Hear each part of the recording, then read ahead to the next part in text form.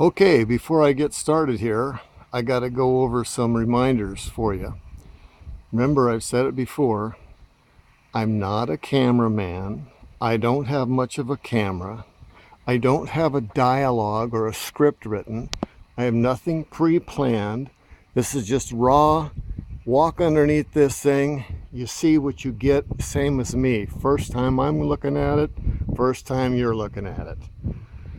So let's get started. Mike's 65 Impala Super Sport convertible that is now for sale because we lost Mike a few years ago, and his wife said, help me sell Mike's car and make sure somebody worthy gets the car. So let's go underneath the car here and look at it together. Okay, I'm going to crawl underneath here, and I have to watch my head because I'm taller than the car is high for clearance, so I got to be careful. All right, so Mike started this in 1981. I was with him. I found the car. We bought the car. I brought it home on my trailer, and he put it in the garage and then decided, you know what, I want a project. I'm going to start restoring the car, do it my way. So here you go. It was a nice solid 65 Super Sport San Jose Chevrolet plant built in 65, real Super Sport with a 327 and automatic. Mike drove it, liked it, it was great, but he wanted something different. So you can see he started out a chassis. Let's just look at the chassis here.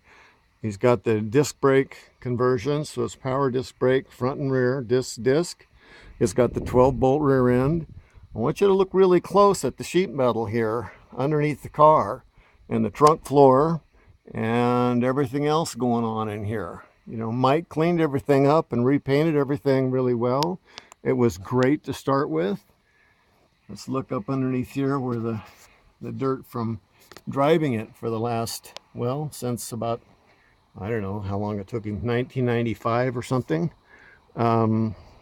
You know, a little bit of dirt because you're gonna get that. But look at how solid the rockers are. No damage ever to those rockers.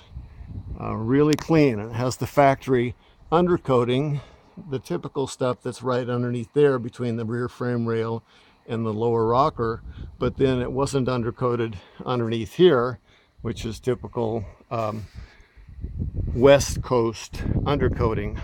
Okay, so you can also see the new shocks and lots of new pieces and parts in here. And of course, when Mike took it apart, he put all the new bushings in, all of the trailing arms, upper and lower. Everything was really nicely cleaned.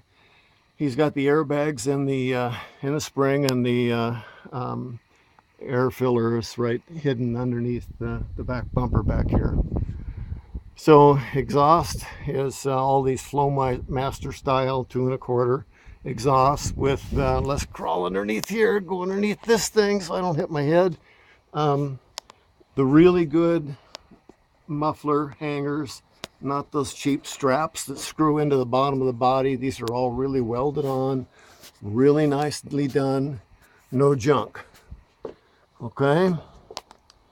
New e-brake cables all the way through. He put on new brake lines. Look at the sheet metal there, the original rockers, all straight. Frame is looking good. Looks like he, you know, cleaned up the frame and painted it really well. Exhaust done very nicely. Turbo 350 with aluminum pan on it. It's got an aluminum cover on the torque converter. Power steering box was redone. There's all receipts and pictures of this whole thing. The steering rag joint coupler new, of course, when he did it. And now we can see the front disc brakes, springs and shocks, and all kinds of new pieces that he put in here. Ball joints upper and lower. The hoses, of course, come with the disc brake kit. Got the Sanderson headers on it. Okay, since it's the 327, it's got the spin-on oil filter adapter. You guys that know your small blocks know what I'm talking about. The high torque starter, wiring all cleaned up, new transmission cooling lines, all kinds of new pieces and parts going on underneath here. Okay, and remember, this engine was done well, 10, 15, yeah, a long time ago, 15, 18 years ago. So what you're looking at is what use it's got, has gotten over the last 15 to 20 years since Mike did all this.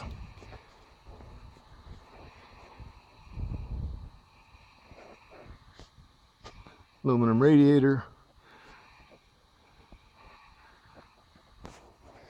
Okay. I don't know what else to show you underneath here in this video. Let's go across here. You can look at the rock guards or the lower apron underneath the bumper. All very nice. All the right hardware is in place. This is not a car that he put together to flip. This was Mike's car. This was his deal. So we really want to find the right person to be the next caretaker. All right, I'm going to try to do this video, stop this video now, and I'll get the car down. We'll start another video. I'll see if I can merge the two videos together. I'm not a pro on this at all. I've only managed to merge one video once before, so I'll see what I can do to put all these together on Mike's 65 Impala Super Sport convertible. Thanks for hanging in there with me.